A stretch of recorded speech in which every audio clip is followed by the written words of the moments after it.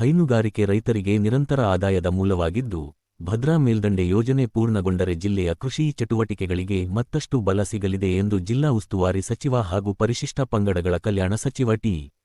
ರಘುಮೂರ್ತಿ ಹೇಳಿದರು. ಚಳ್ಳಕೆರೆ ತಾಲೂಕಿನ ನರಹರಿನಗರದಲ್ಲಿ ಹಾಲು ಉತ್ಪಾದಕರ ಸಹಕಾರ ಸಂಘದ ವತಿಯಿಂದ ನಿರ್ಮಿಸಿರುವ 5,000 ಲೀಟರ್ ಸಾಮರ್ಥ್ಯದ ನೂತನ ಬಲ್ಕ್ ಮಿಲ್ಕ್ ಕೂಲರ್ ಕಟ್ಟಡವನ್ನು ಉದ್ಘಾಟಿಸಿ ಅವರು ಮಾತನಾಡಿದರು. ಚಳ್ಳಕೆರೆ ತಾಲೂಕಿನಲ್ಲಿ ಪ್ರತಿದಿನ ಸುಮಾರು 38,000 ಲೀಟರ್ ಹಾಲು ಉತ್ಪಾದನೆಯಾಗುತ್ತಿದ್ದು, ರೈತರಿಗೆ ಪ್ರತಿ ಲೀಟರ್ಗೆ ಸರ್ಕಾರ ₹5 ಪ್ರೋತ್ಸಾಹಧನ ನೀಡುತ್ತಿದೆ. ಬರ ಪರಿಸ್ಥಿತಿಯಲ್ಲೂ ಹೈನುಗಾರಿಕೆ ರೈತರ ಕುಟುಂಬಗಳಿಗೆ ಆರ್ಥಿಕ ನೆರವಾಗುತ್ತಿದೆ ಎಂದರು. ಇನ್ನು ಜಿಲ್ಲೆಯ ಬಹುದಿನಗಳ ಕನಸಾಗಿರುವ ಭದ್ರಾ ಮೇಲ್ದಂಡೆ ಯೋಜನೆ ಹಂತ ಹಂತವಾಗಿ ಅನುಷ್ಠಾನಗೊಳ್ಳುತ್ತಿದೆ. ಯೋಜನೆ ಪೂರ್ಣಗೊಳಿಸಲು ₹21,500 ಕೋಟಿ ಅಗತ್ಯವಿದ್ದು, ರಾಜ್ಯ ಸರ್ಕಾರ ₹12,500 ಕೋಟಿ ಅನುದಾನ ನೀಡಿದೆ. ಕೇಂದ್ರದಿಂದ ₹5,300 ಕೋಟಿ ಅನುದಾನ ಬರಬೇಕಿದೆ ಎಂದು ತಿಳಿಸಿದರು. ಸೆಪ್ಟೆಂಬರ್ ಮೊದಲ ವಾರದಲ್ಲಿ ಚಿತ್ರದುರ್ಗ ಜಿಲ್ಲೆಯ ಗೋನೂರು ಭಾಗಕ್ಕೆ ಭದ್ರಾ ನೀರು ಹರಿಯುವ ನಿರೀಕ್ಷೆಯಿದೆ. ಯೋಜನೆಯ ಮೂಲಕ ಚಿತ್ರದುರ್ಗ ಸೇರಿದಂತೆ 4 ಜಿಲ್ಲೆಗಳ 367 ಕೆರೆಗಳಿಗೆ ನೀರು ತುಂಬಿಸುವ ಕಾರ್ಯ ನಡೆಯಲಿದೆ ಎಂದರು. ಕಾರ್ಯಕ್ರಮದಲ್ಲಿ ಸಂಸದ ಗೋವಿಂದ ಎಂ. ಕಾರಜೋಳ ಸೇರಿದಂತೆ ಹಲವು ಗಣ್ಯರು, ಅಧಿಕಾರಿಗಳು, ರೈತರು ಹಾಗೂ ಹಾಲು ಉತ್ಪಾದಕರ ಸಹಕಾರ ಸಂಘದ ಸದಸ್ಯರು ಉಪಸ್ಥಿತರಿದ್ದರು. ಜನಧ್ವನಿ ನ್ಯೂಸ್, ರೈತರ ಧ್ವನಿ, ಜನರ ಧ್ವನಿ. ಏನು ಆ ಒಂದು ಹಾಲು ಉತ್ಪಾದಕರ ಸಂಘ ಏನಿದೆ ಅದು ಸದ್ಯ ಕೇಂದ್ರ ಅದು ಏನು ನಮ್ಮ ವಿದ್ಯಾಧರವರ ನೇತೃತ್ವ ಜೊತೆಗೆ ಈಗಾಗಲೇ ಸಂಜೀವ್ ಮೂರ್ತಿ ಅವರು ಮಾತಾಡೋಂಥ ಸಂದರ್ಭದಲ್ಲಿ ಹೇಳ್ತಾ ಇದ್ರು, ಅವರು ಚುನಾವಣೆ ಆದ ನಂತರ ಅವರೇನು ಚಾರ್ಜ್ ತೊಗೊಂಡಂಥ ಸಂದರ್ಭದಲ್ಲಿ ಸುಮಾರು 8 ಕೋಟಿ ಲಾಸ್ ಇದ್ದಿದ್ದೇನೆ ಈಗಾಗಲೇ 18 ಕೋಟಿಗೆ ಹೆಚ್ಚಿಸಿದ್ದಾರೆ. ಅಂದರೆ ಅದರಲ್ಲೇ ನಾವು ಅವರ ಪರಿಶ್ರಮ, ಅವರ ಇಚ್ಛಾಶಕ್ತಿಯನ್ನು, ಅವರ ರೈತರ ಬಗ್ಗೆ ಇರ್ತಕ್ಕಂಥ ಕಾಳಜಿಯನ್ನು ನಾವು ನೋಡ್ಬೋದು. ಏಕೆಂದರೆ ಯಾವಾಗಲೂ ಕೂಡ ಅದನ್ನು ವಿಸ್ತರಣೆ ಮಾಡಿದಂಥ ಸಂದರ್ಭದಲ್ಲಿ ಲಾಭ ಜಾಸ್ತಿ ಬರ್ತದೆ. ರೈತರಿಗೆ ಕೊಟ್ಟು ಅವ್ರು ಲಾಭ ಮಾಡಿಲ್ಲ. ಅಂದರೆ ಜಾಸ್ತಿ ಜನರಿಗೆ ರೈತರಿಗೆ ಸಹಾಯ ಮಾಡೋದ್ರ ಮುಖಾಂತರ ಅದನ್ನು ವಿಸ್ತರಣೆಗೊಳಿಸಿ ಒಟ್ಟಾರೆಯಾಗಿ ಆ ಒಂದು ಸಂಸ್ಥೆಯನ್ನು ಬೆಳೆಸೋಂಥ ಕೆಲಸ. ಸಂಸ್ಥೆ ಇದ್ದರೆ ನೋಡಿ 18 ಕೋಟಿನಲ್ಲಿ ಇನ್ಕಮ್ ಟ್ಯಾಕ್ಸ್ ಇರ್ತದೆ. ಪ್ರತಿ ವರ್ಷ ನಾವು ಲಾಭ ನಷ್ಟ ತೋರಿಸೋಂಥ ಸಂದರ್ಭದಲ್ಲಿ ಅದನ್ನು ಎಷ್ಟು ಬೇಕೋ ಅಷ್ಟು ತೋರಿಸಿ ಉಳಿದಿದ್ದನ್ನು ರಿಸರ್ವ್ ಆಗಿ ರೈತರಿಗೋಸ್ಕರ ಇಟ್ಟಿರ್ತಕ್ಕಂಥದ್ದು, ಸಂಸ್ಥೆಗೋಸ್ಕರ ಇಟ್ಟಿರ್ತಕ್ಕಂಥದ್ದು. ಖಂಡಿತವಾಗ್ಲೂ ಅವ್ರನ್ನ ಈ ಸಂದರ್ಭದಲ್ಲಿ ಅಭಿನಂದಿಸ್ತಾ, ಈಗಾಗಲೇ ಸಂಜೀವ್ ಮೂರ್ತಿ ಅವರು ಭಾಳಷ್ಟು ಇದ್ರ ಬಗ್ಗೆ ಹೇಳಿದ್ದಾರೆ. ನಮ್ಮ ಚಳ್ಳಕೆರೆ ತಾಲೂಕಲ್ಲಿ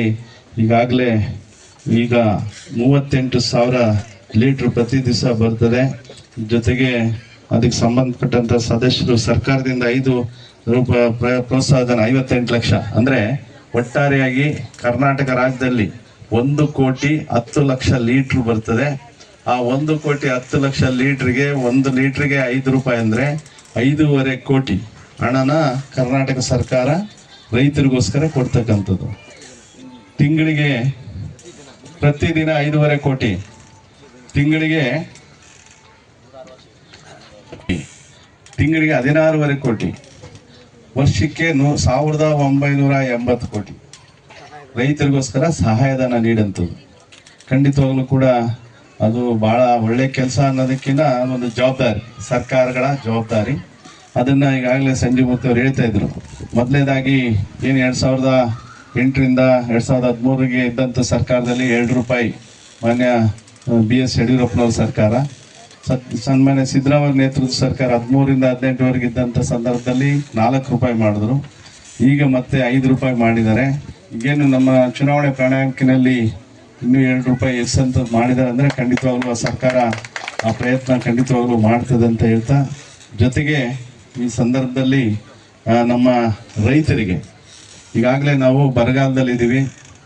ಇಡೀ ಬರೀ ನಮ್ಮ ತಾಲೂಕಲ್ಲ, ಜಿಲ್ಲೆಯಲ್ಲ, ಕರ್ನಾಟಕದಲ್ಲಿ ಸುಮಾರು 175 ತಾಲೂಕುಗಳು ಬರಗಾಲಕ್ಕೆ ತುತ್ತಾಗಿರ್ತಕ್ಕಂಥದ್ದು. ಇದಕ್ಕೆ ಪೂರಕವಾಗಿ ಈಗಾಗಲೇ ಸರ್ಕಾರ ಏನೆಲ್ಲ ಸಹಾಯ ಮಾಡಬೇಕು, ಇನ್ಶೂರೆನ್ಸ್ ರೂಪದಲ್ಲಿ ಏನು ಪ್ರಧಾನಮಂತ್ರಿ ಫಸಲ್ ಬಿಮಾ ಏನು ಯೋಜನೆ ಇದೆ ಅದರಲ್ಲಿ 50% ರಾಜ್ಯ ಸರ್ಕಾರದ್ದು, 50% ಕೇಂದ್ರ ಸರ್ಕಾರದ್ದು.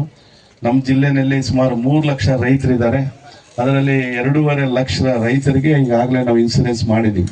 ಬಿತ್ತದೇ ಇರ್ತಕ್ಕಂಥ ರೈತರಿಗೂ ಕೂಡ 25% ಇನ್ಶೂರೆನ್ಸ್ ಬರೋ ರೀತಿಯಲ್ಲಿ ಆಗಲೇ ಕ್ರಮ ವಹಿಸಿದ್ದೀವಿ. ಅದಕ್ಕೇ ಸುಮಾರು ಈ ಜಿಲ್ಲೆಗೆ 200 ಕೋಟಿ ಅನುದಾನ ನಮಗೆ ಪ್ರಿವೆಂಟಿವ್ ಸೋವಿಂಗ್ ಅಂದರೆ ಅವ್ರ ಗೊಬ್ಬರ, ಬೀಜ ಎಲ್ಲ ಮನೆಗಿದ್ದೂ ಕೂಡ ಯಾರೆಲ್ಲ ಇನ್ಶೂರೆನ್ಸ್ ಮಾಡಿದ್ದಾರೆ ಅಂದರೆ ಅದಕ್ಕೆ ಪೂರಕವಾಗಿ ನಾನು DCC ಬ್ಯಾಂಕ್ ಅಧ್ಯಕ್ಷ, ನಾನು ಇನ್ನೂ ಸಚಿವ ಆಗಿದ್ದಿಲ್ಲ, ನನಗೆ ಜಿಲ್ಲಾ ಉಸ್ತುವಾರಿನೂ ಇರಲಿಲ್ಲ. ಆದರೂ ನಾನು DCC ಬ್ಯಾಂಕ್ನ ಅಧ್ಯಕ್ಷರಾಗಿ ನಾನು ಅದಕ್ಕಿಂತ ಮೊದಲು 8-10 ದಿವಸ ಮೊದಲೆಲ್ಲ ಅಡ್ವರ್ಟೈಸ್ ಕೊಟ್ಟು, ಯಾಕಂದರೆ 31 ಜುಲೈಗೆ ಇದು ಲಾಸ್ಟ್ ಆಗುತ್ತಂತ. ಅದಕ್ಕೆ ಪೂರಕವಾಗಿ ನಮ್ಮ ಜಿಲ್ಲಾ ಮಟ್ಟದ ಅಧಿಕಾರಿಗಳು, ಜಿಲ್ಲಾಧಿಕಾರಿಗಳು ಅದನ್ನೆಲ್ಲ ನಿಗಾ ವಹಿಸಿ ಸುಮಾರು 2.5 ಲಕ್ಷ ರೈತರು, ನಮಗೆ ಇಡೀ ಕರ್ನಾಟಕ ರಾಜ್ಯದಲ್ಲಿ ನಾವು 5ನೇ ಸ್ಥಾನದಲ್ಲಿದ್ದೀವಿ ಇನ್ಸೂರೆನ್ಸ್ ಮಾಡೋದ್ರಲ್ಲಿ. ಹಾಗಾಗಿ ರೈತರಿಗೆ ಅದರ